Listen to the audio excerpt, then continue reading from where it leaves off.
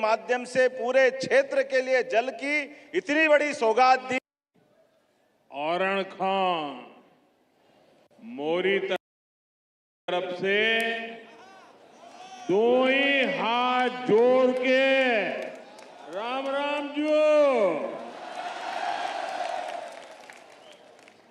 कार्यक्रम में उपस्थित मध्य प्रदेश के गवर्नर श्री मंगू भाई पटेल,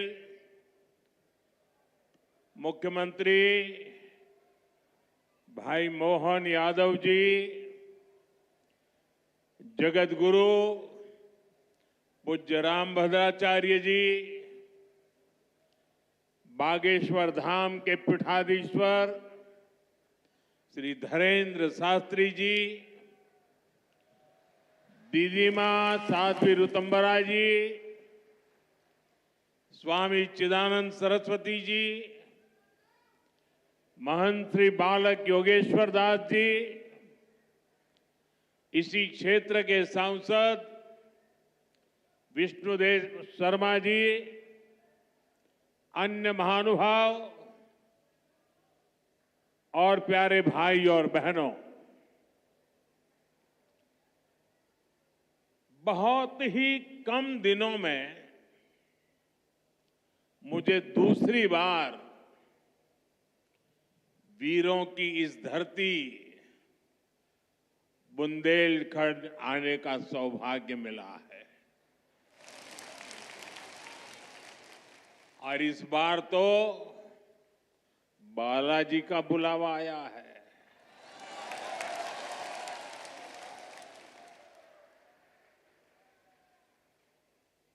ये हनुमान जी की कृपा है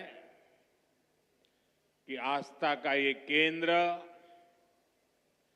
अब आरोग्य का केंद्र भी बनने जा रहा है।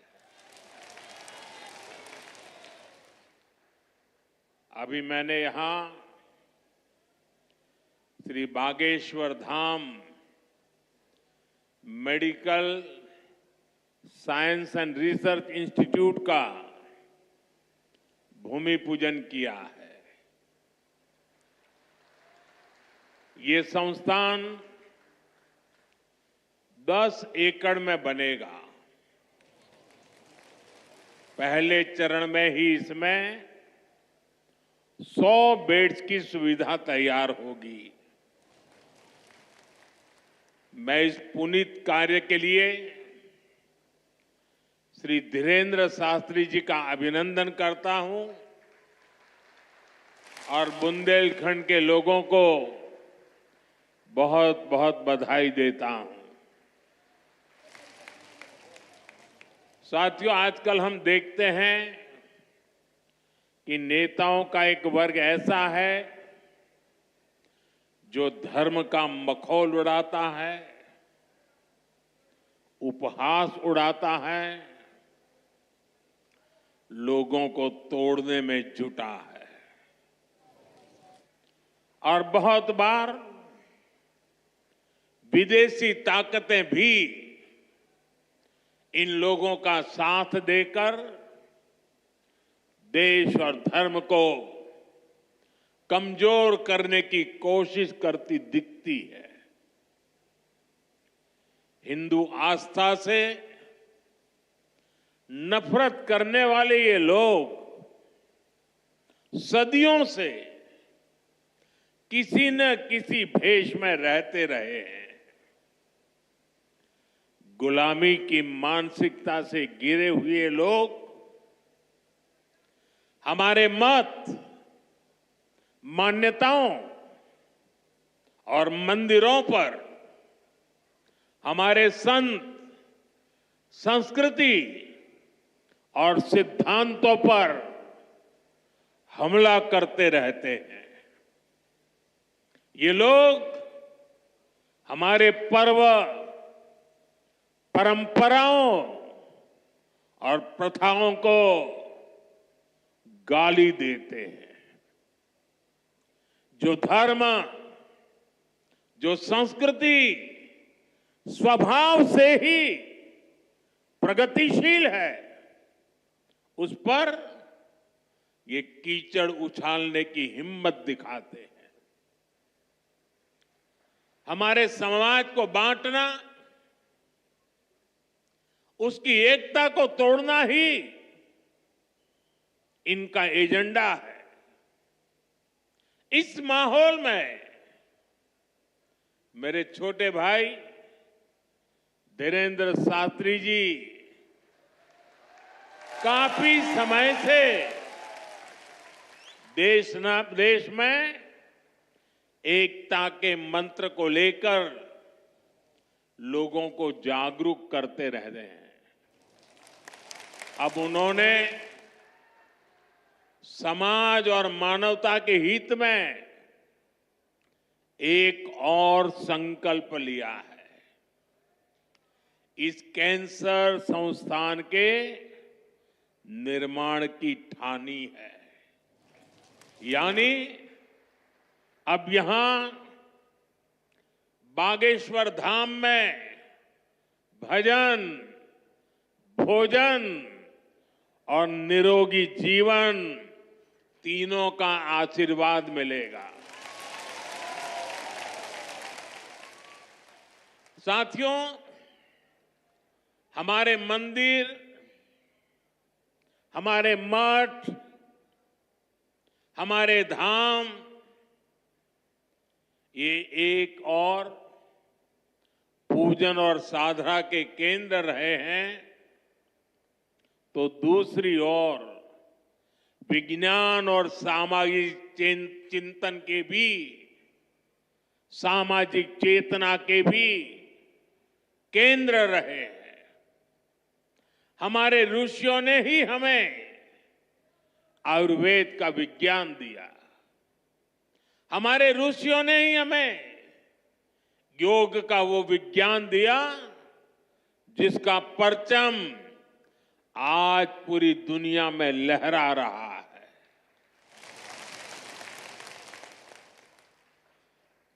हमारी तो मान्यता ही है, परहित सरिस धर्म नहीं भाई, अर्थात दूसरों की सेवा, दूसरों की पीड़ा का निवारण ही धर्म है। इसलिए नर में नारायण, जीव में शिव, इस भाव से जीव मात्र की सेवा, यही हमारी परंपरा रही है। आजकल हम देख रहे हैं महाकुंभ की हर तरफ चर्चा हो रही है। महाकुंभ अब पूर्णता की ओर है। अब तक करोड़ों लोग वहां पहुंच चुके हैं। करोड़ों लोगों ने आस्था की डुबकी लगाई है, संतों के दर्शन किए हैं। अगर इस महाकुंभ की तरफ नजर करें तो सहज भाव उड़ जाता है, ये एकता का महाकुंभ है। आने वाली सदियों तक 144 वर्ष के बाद हुआ ये महाकुंभ एकता के महाकुंभ के रूप से प्रेरणा देता रहेगा और देश की एकता को मजबूती देने का अमृत परोसता रहेगा। लोग सेवा भाव से लगे हुए, जो भी कुंभ में गया है एकता के दर्शन तो किए ही हैं, लेकिन जिन जिन से मेरा मिलना हुआ है, दो बातें महाकुंभ में गए हुए हर व्यक्ति के मुंह से हिंदुस्तान के कोने कोने में सुनाई देती है। एक, वे जी भर करके स्वच्छता कर्मियों की उनके गुणगान करते हैं। चौबीसों घंटे जिस सेवा भाव से इस एकता के महाकुंभ में स्वच्छता के कार्य को संभाल रहे हैं, मैं आज उन सभी स्वच्छता के साथियों को आदरपूर्वक नमन करता हूं। दूसरी एक विशेषता है जो हमारे देश में बहुत कम सुनने को मिलती है, और इस बार मैं देख रहा हूं एकता के इस महाकुंभ से आए हुए हर यात्री कह रहा है कि इस बार एकता के महाकुंभ में पुलिस कर्मियों ने जो काम किया है, एक साधक की तरह, एक सेवाव्रती की तरह पूरी नम्रता के साथ देश के कोटि कोटि जनों को संभालना, इस एकता के महाकुंभ में जिन पुलिस कर्मियों ने देश के लोगों का दिल जीत लिया है, वे भी बधाई के पात्र है। लेकिन भाइयों बहनों, प्रयागराज के इसी महाकुंभ में इसी सेवा भावना के साथ अनेक विध समाज सेवा के प्रकल्प चल रहे हैं, जिसकी तरफ मीडिया का तो ध्यान जाना बड़ा मुश्किल है, लेकिन ज्यादा चर्चा भी नहीं हुई है। अगर मैं सभी इस सेवा प्रकल्पों की चर्चा करूं तो शायद मेरा अगला कार्यक्रम डिस्टर्ब हो जाएगा, लेकिन मैं एक का उल्लेख करना चाहता हूं। इस एकता के महाकुंभ में नेत्र महाकुंभ चल रहा है। इस नेत्र महाकुंभ में देश के कोने कोने से आए हुए यात्री, गरीब परिवारों से आए हुए लोग, उनकी आंखों की जांच होती है, मुफ्त में होती है। नेत्र चिकित्सक, देश के गणमान्य डॉक्टर 2 महीने से वहां बैठे हुए हैं, और इस नेत्र महाकुंभ में अब तक 2 लाख से ज्यादा मेरे भाई बहनों की आंखों की जांच हो चुकी है। करीब 1.5 लाख लोगों को निःशुल्क दवाई और चश्मे दिए गए हैं, और कुछ लोग ऐसे पाए गए जिनके मोती बिंदु के ऑपरेशन की जरूरत थी। तो इस नेत्र महाकुंभ से चित्रकूट और अगल बगल के स्थानों पर जहां पर अच्छी नेत्र चिकित्सा की अस्पतालें थी, करीब 16,000 मोतियाबिंद के ऑपरेशन के लिए उन अस्पतालों में भेज करके एक भी पैसे का खर्च बिना उन सबके मोतियाबिंद के ऑपरेशन किए गए हैं। ऐसे कितने ही अनुष्ठान इस एकता के महाकुंभ में चल रहे हैं। भाइयों बहनों, ये सब कौन कर रहा है? हमारे साधु संतों के मार्गदर्शन में हजारों डॉक्टर्स, हजारों स्वयंसेवक स्वतः स्फूर्त भाव से, समर्पित भाव से, सेवा भाव से इसमें लगे हुए हैं। जो लोग एकता के इस महाकुंभ में जा रहे हैं, वो इन प्रयासों की सराहना कर रहे हैं। भाइयों बहनों, ऐसे ही भारत में कितने ही बड़े बड़े अस्पताल भी हमारी धार्मिक संस्थाओं द्वारा चलाए जा रहे हैं। धार्मिक ट्रस्ट के द्वारा हेल्थ और साइंस से जुड़े कितने ही रिसर्च इंस्टीट्यूट्स चलाए जा रहे हैं। करोड़ों गरीबों का इलाज और सेवा इन संस्थानों में होती है। मेरी दीदी मां यहां बैठी है। अनाथ बालिकाओं के लिए जिस प्रकार से समर्पण भाव से वो सेवा करती है, अपना जीवन बेटियों के लिए उन्होंने समर्पित कर दिया। साथियों, यहीं पास में हमारे बुंदेलखंड का चित्रकूट, प्रभु राम से जुड़ा ये पवित्र तीर्थ खुद दिव्यांगों और मरीजों की सेवा का कितना बड़ा केंद्र है। मुझे खुशी है इस गौरवशाली परंपरा में बागेश्वर धाम के रूप में एक और नया अध्याय जुड़ने जा रहा है। अब बागेश्वर धाम में आरोग्य का आशीर्वाद भी मिलेगा। मुझे बताया गया है यहां 2 दिन बाद महाशिवरात्रि के दिन 251 बेटियों के सामूहिक विवाह महोत्सव का भी आयोजन होगा।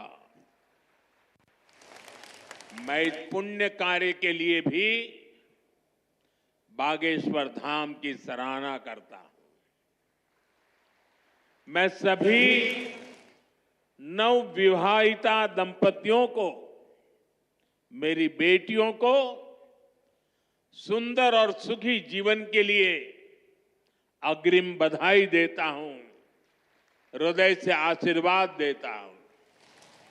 साथियों, हमारे शास्त्रों में कहा गया है, शरीर माध्यम खलु धर्म साधनम, अर्थात हमारा शरीर, हमारा स्वास्थ्य ही हमारे धर्म, हमारे सुख और हमारी सफलता का सबसे बड़ा साधन है। इसलिए जब देश ने मुझे सेवा का अवसर दिया तो मैंने सबका साथ सबका विकास के मंत्र को सरकार का संकल्प बनाया। और सबका साथ सबका विकास के इस संकल्प का भी एक बड़ा आधार है, सबका इलाज, सबको आरोग्य। इस विजन को पूरा करने के लिए हम अलग अलग स्तर पर फोकस कर रहे हैं। हमारा फोकस है बीमारी से बचाव पर। आप मुझे बताइए, यहां स्वच्छ भारत अभियान के तहत टॉयलेट, शौचालय हर गांव में बने हैं कि नहीं बने हैं? इससे आपकी मदद हुई कि नहीं हुई? आपको पता है, शौचालय बनने से एक और फायदा हुआ है।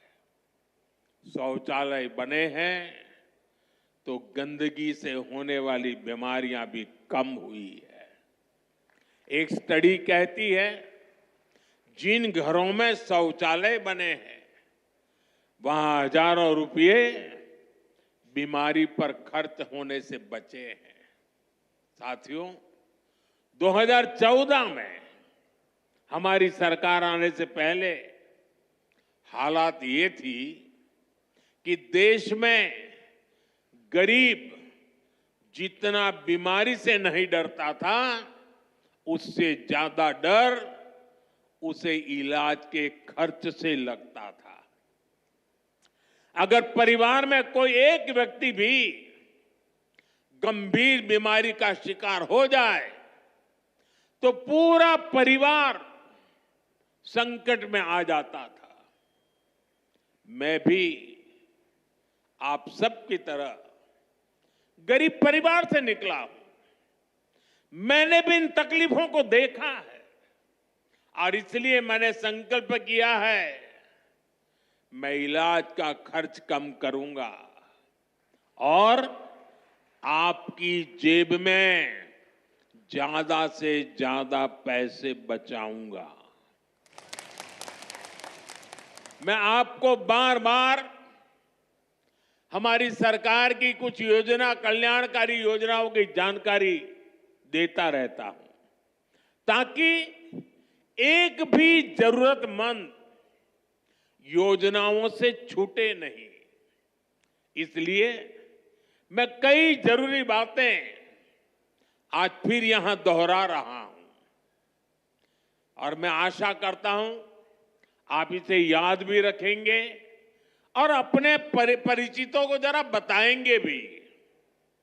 बताएंगे ना? पक्का बताएंगे? ये भी सेवा का ही काम है। इलाज के खर्च का बोझ कम होना चाहिए कि नहीं होना चाहिए? इसलिए मैंने हर गरीब के मुफ्त इलाज की व्यवस्था कर दी है। 5 लाख तक का इलाज बिना किसी खर्च के। किसी बेटे को अपने मां बाप के इलाज के लिए 5 लाख रुपए तक खर्च नहीं करना पड़ेगा। ये दिल्ली में आपका जो बेटा बैठा है ना, वो काम वो करेगा। लेकिन इसके लिए आपको आयुष्मान कार्ड बनवाना है। मुझे आशा है कि यहां बहुत सारे लोग होंगे जिनका आयुष्मान कार्ड जरूर बना होगा। जिनका नहीं बना है वो भी जल्दी से बनवा ले। और मैं मुख्यमंत्री जी को भी कहूंगा कि इस काम को, इस क्षेत्र में अगर कोई छूट गए हो तो तेजी से इसको आगे बढ़ाया जाए। साथियों, एक और बात आज आपको याद रखनी है। अब गरीब, अमीर, मध्यम वर्ग, कोई भी परिवार हो, परिवार में 70 साल से अधिक उम्र के सभी बुजुर्गों के लिए भी मुफ्त इलाज के लिए आयुष्मान कार्ड बन रहे हैं। ये कार्ड भी ऑनलाइन ही बन जाएंगे। इसके लिए कहीं किसी को कोई पैसा देना नहीं है और अगर कोई पैसे मांगता है तो सीधे मुझे चिट्ठी लिखना, बाकी काम मैं कर लूंगा।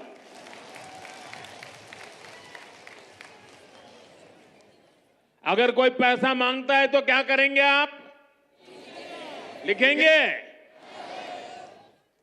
मैं इन संत महात्माओं को भी कहता हूं कि आप भी जरा आयुष्मान कार्ड का प्रबंध कर दीजिए ताकि आपको कभी बीमारी में मुझे सेवा करने का मौका मिले।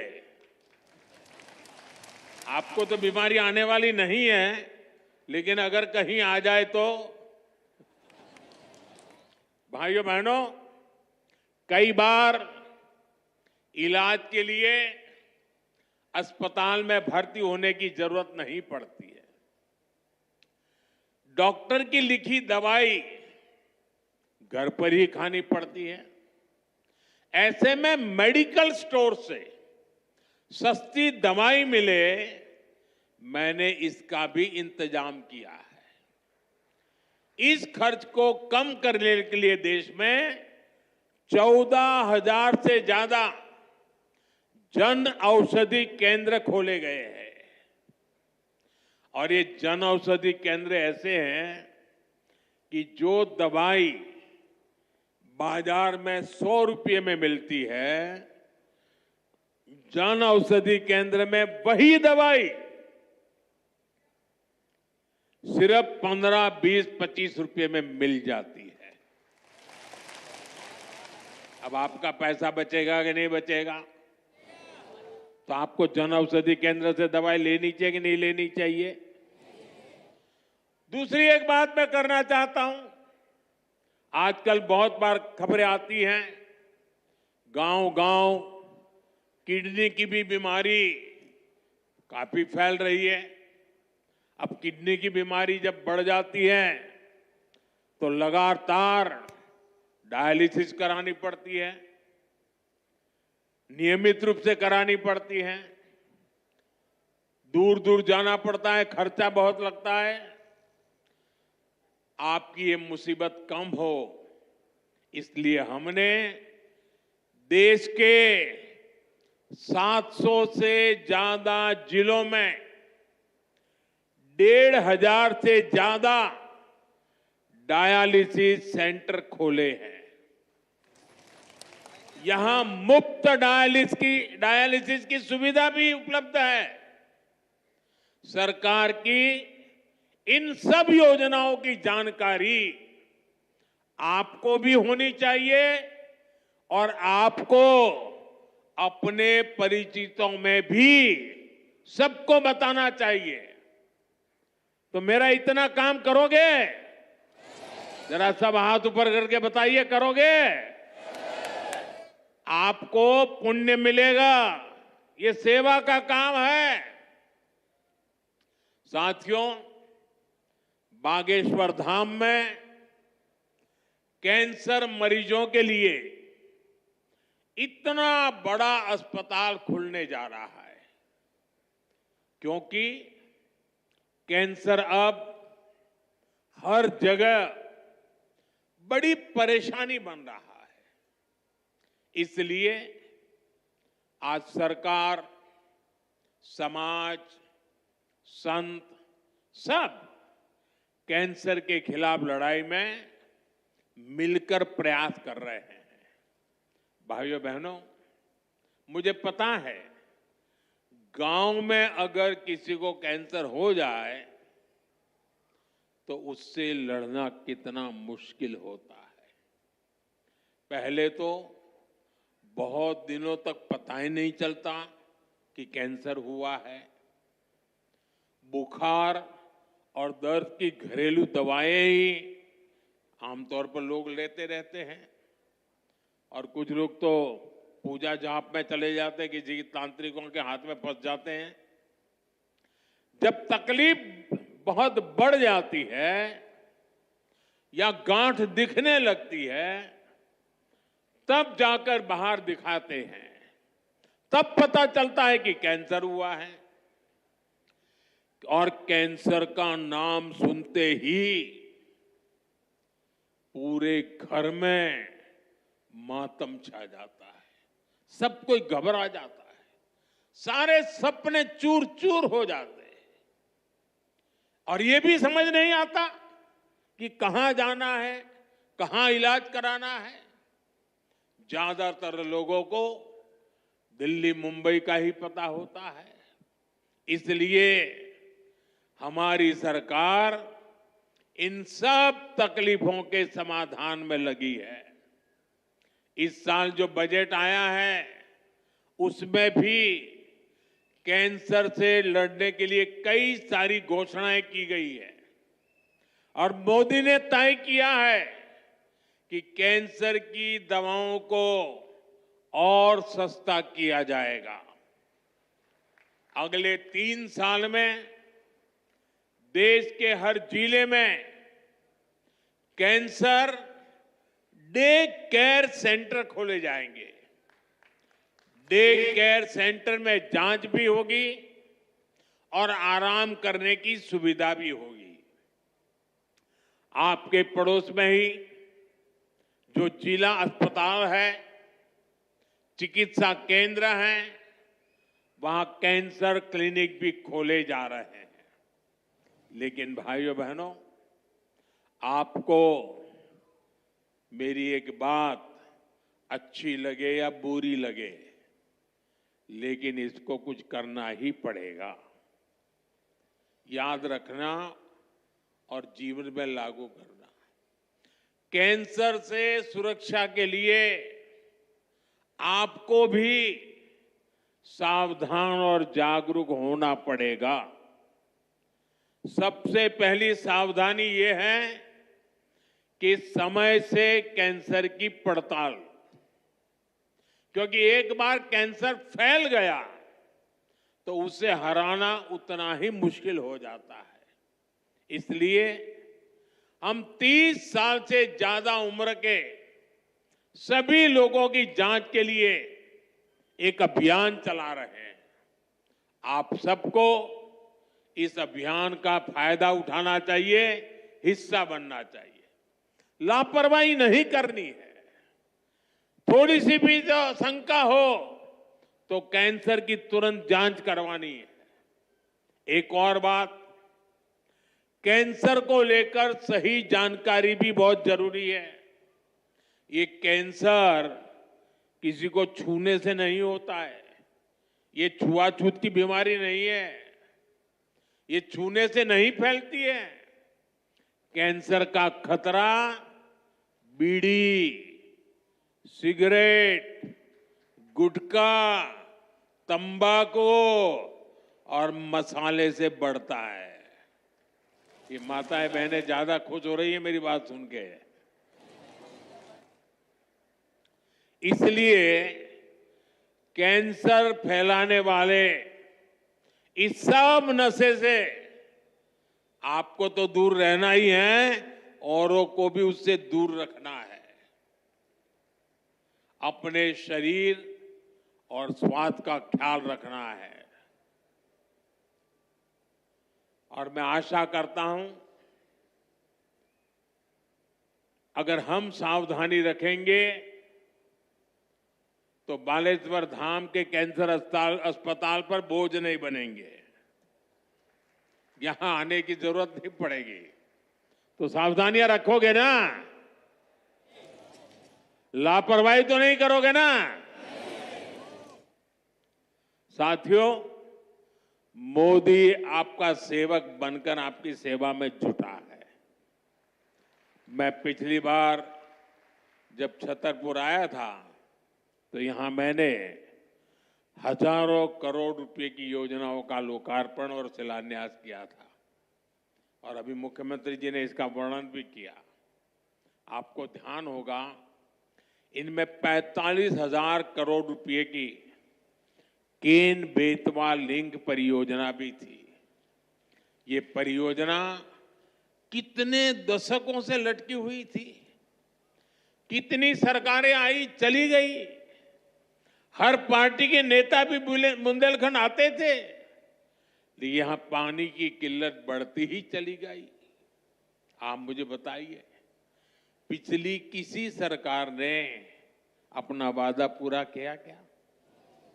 ये काम भी तब शुरू हुआ जब आपने मोदी को आशीर्वाद दिया। पीने का पानी और उसका संकट दूर करने के लिए भी तेजी से काम हो रहा है। जल जीवन मिशन यानी हर घर जल परियोजना के तहत बुंदेलखंड के गांव-गांव में पाइप से पानी पहुंचाया जा रहा है। गांव में पानी पहुंचे, हमारे किसान भाई बहनों की तकलीफ दूर हो, उनकी आय बढ़े। हम इसके लिए दिन रात मेहनत कर रहे हैं।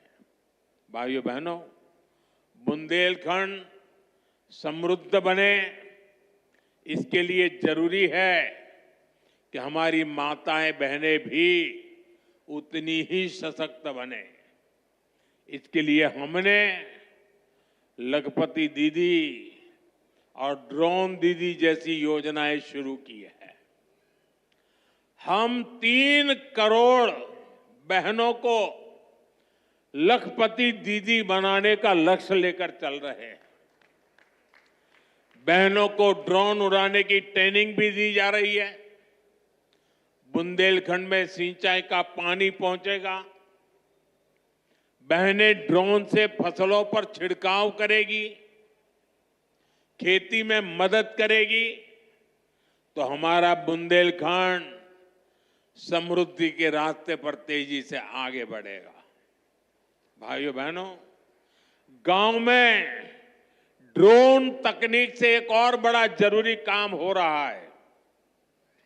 स्वामित्व योजना के अंतर्गत ड्रोन से जमीन की पैमाइश करा के उसके पुख्ता कागज दिए जा रहे हैं।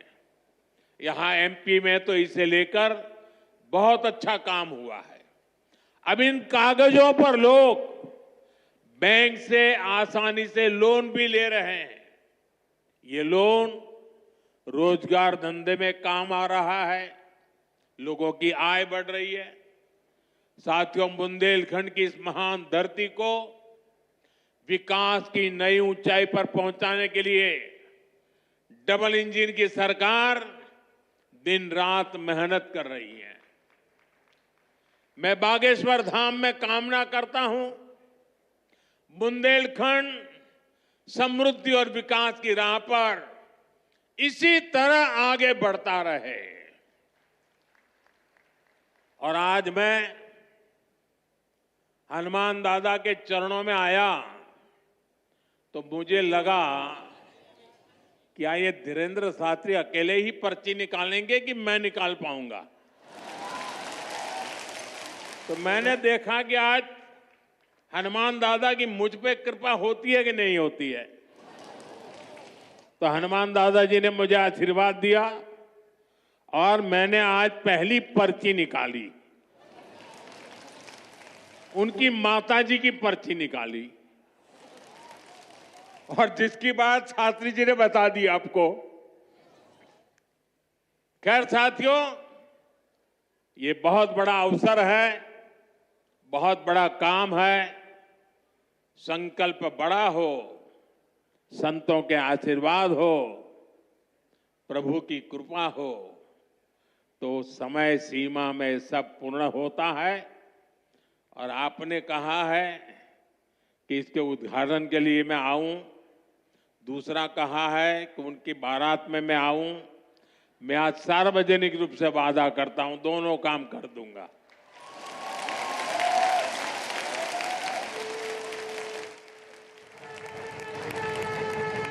आप सभी को एक बार फिर मेरी बहुत बहुत शुभकामनाएं, बहुत बहुत धन्यवाद।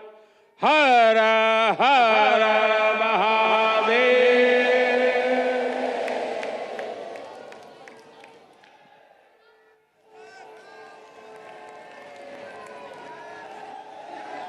ये नारे रुकने नहीं चाहिए उनकी उपस्थिति में। जिस तरीके से उनकी उपस्थिति ने आज बागेश्वर धाम के इस विराट संकल्प को एक नई ऊंचाई दी है, निश्चित रूप से आप सब